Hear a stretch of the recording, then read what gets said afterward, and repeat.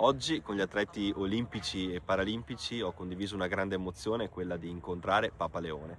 In un breve colloquio gli ho chiesto di poter venire in Veneto e la risposta è stata positiva. Non ci sono ancora i dettagli, ma l'impegno del pontefice è stato chiaro nel giorno in cui nelle sale clementine del Vaticano sono stati accolti gli atleti di Olimpiadi e Paralimpiadi con i rappresentanti dei territori coinvolti, Veneto su tutti, e certamente l'arrivo di un Papa è a sua volta un evento ancora vivide nella memoria collettiva, le visite di Francesco a Venezia e Verona nella primavera del 2024. Allora in questa terra accogliente, amica dello sport e solidale, non ci resta che accogliere Papa Leone, saremmo tutti orgogliosi di aspettarlo qui.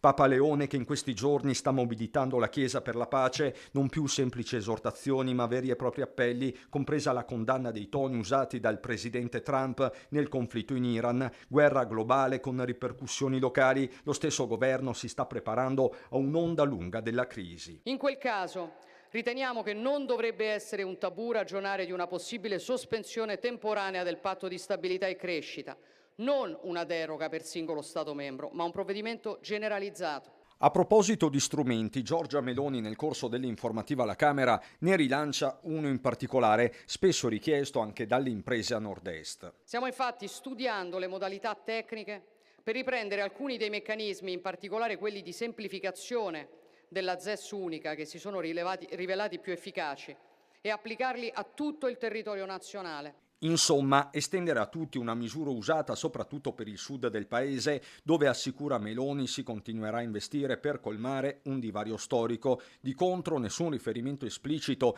alla riforma dell'autonomia, tanto meno a quella del premierato, e questo nel corso di un'informativa incentrata sui principali punti da portare a termine da qui a fine legislatura, con la Presidente del Consiglio che ha parlato invece di fisco e inevitabilmente di giustizia dopo la debacle referendaria.